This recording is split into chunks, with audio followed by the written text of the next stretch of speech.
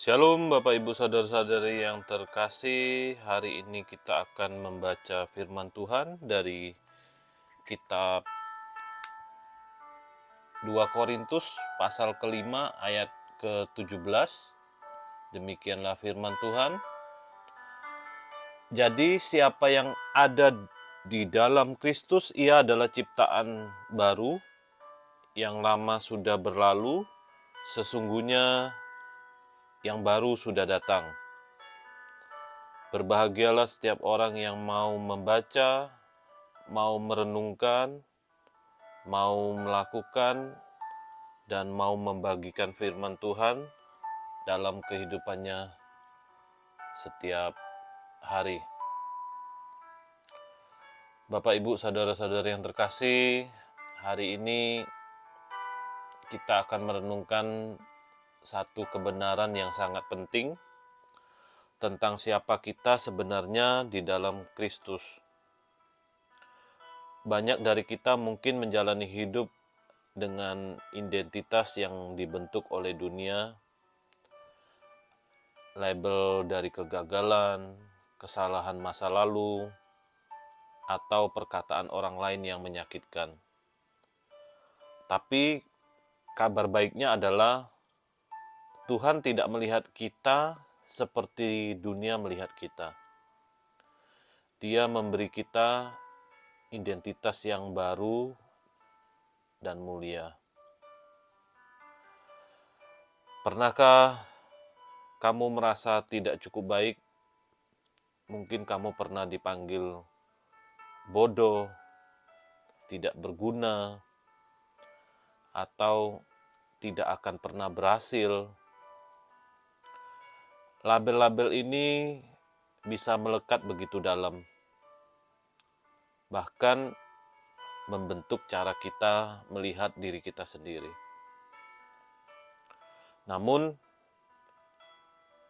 Yesus tidak datang untuk menambah label, melainkan untuk melepaskannya.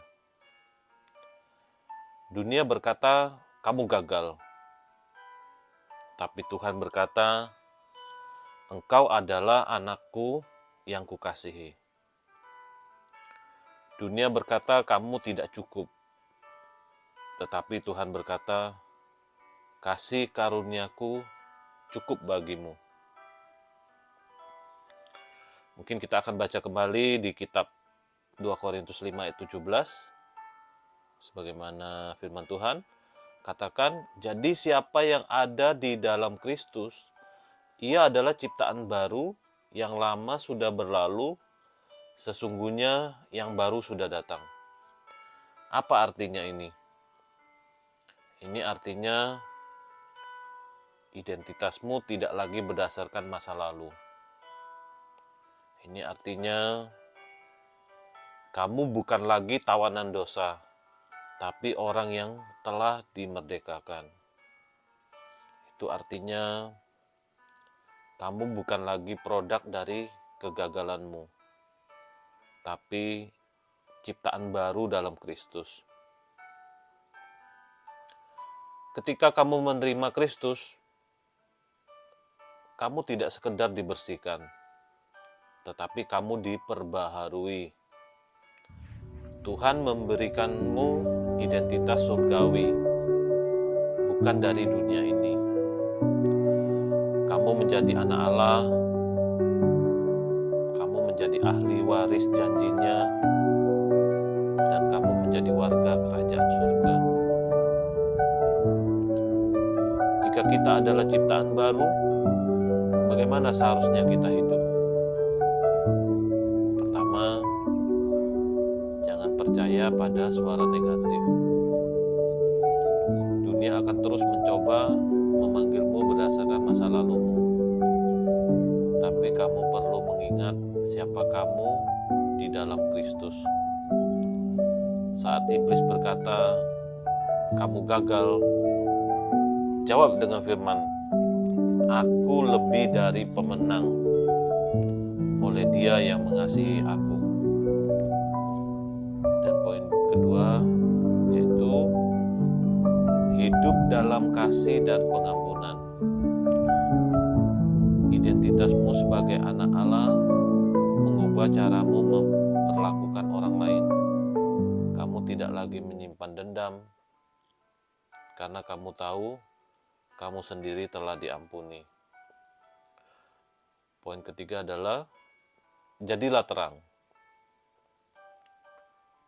Ciptaan baru bukan berarti hidup sempurna, tapi hidup yang terus bertumbuh dalam kasih karunia. Identitas kita adalah terang dunia.